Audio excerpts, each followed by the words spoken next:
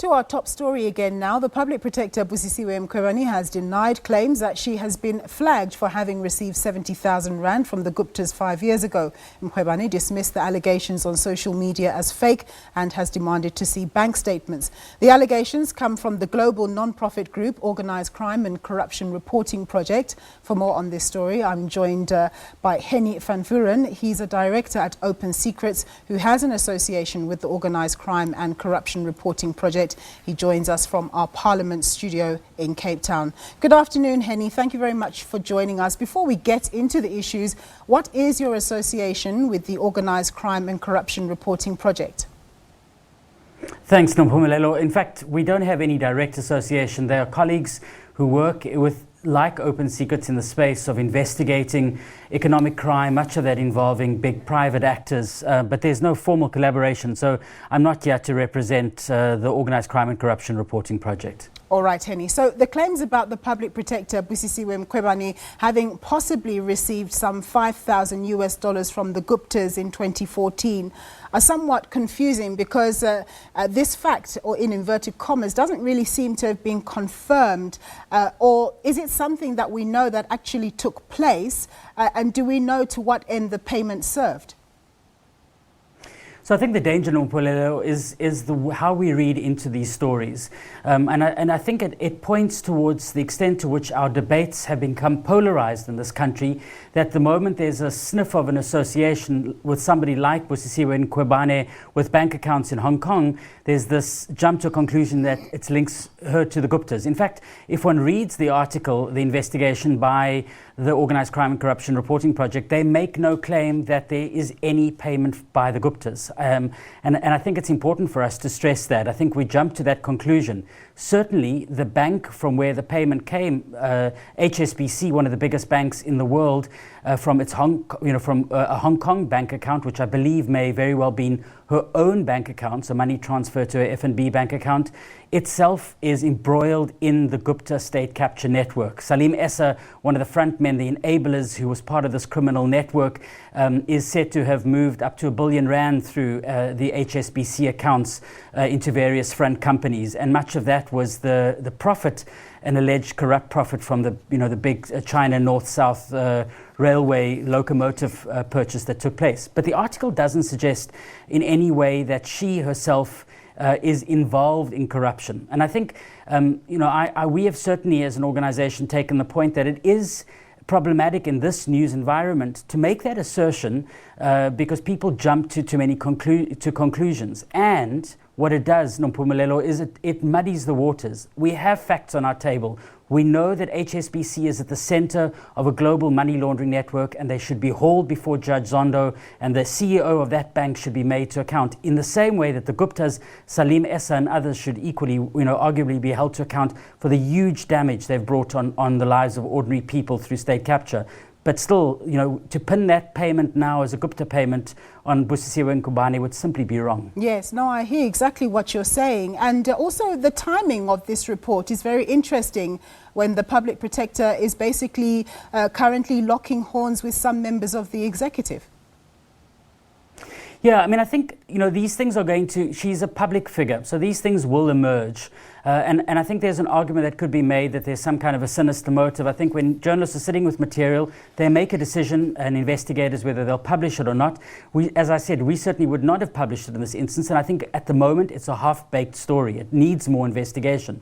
And there could very well be information that comes out in the months ahead, that shows precisely that link.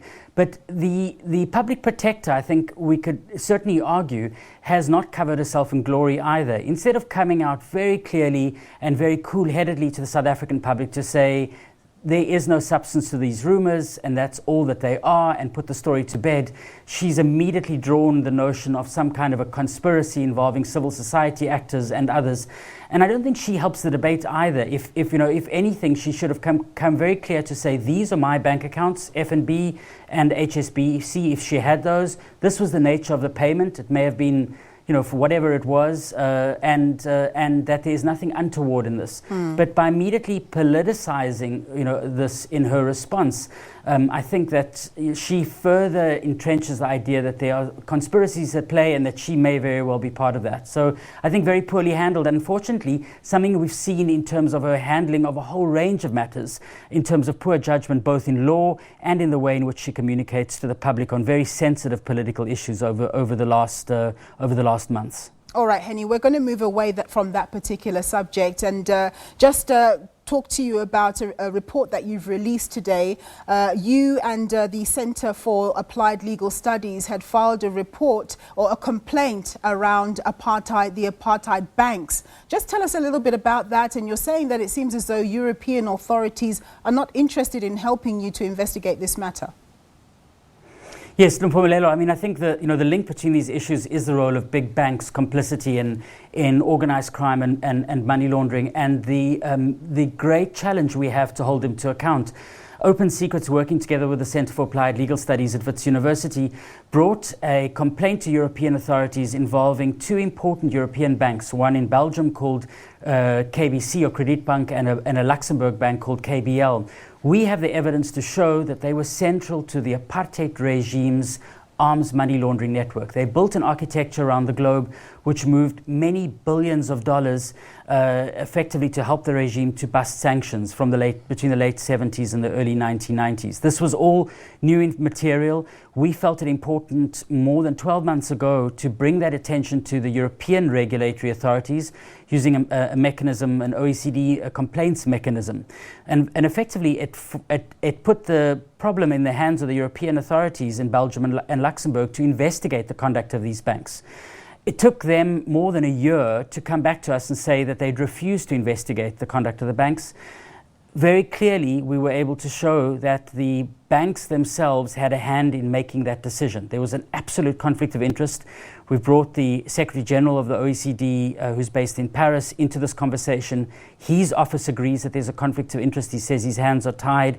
And I think, why we are deeply frustrated is that apartheid was a crime against humanity. It's very clear that these banks, KBL and KBC, were complicit in those crimes, in aiding and abetting the apartheid regime, and therefore prolonging its life, the oppression of South Africans and black South Africans in particular, and the supply of weapons to the apartheid regime.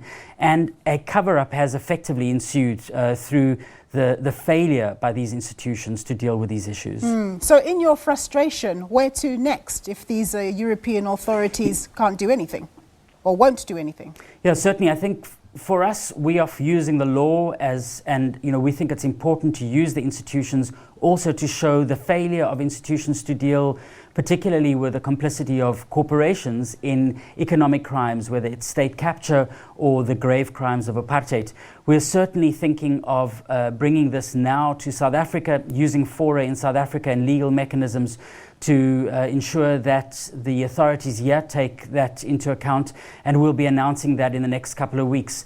But this fight, Mpumelelo, is far from over, and that is the signal that we're sending to these banks that this culture of impunity has to end, and civil society is working hard to contribute to putting an end to this. Okay, super. Good luck with the good work, Hennie. That was Hennie van Vuuren. He is a director at Open Secrets. We're going to go for a quick break now.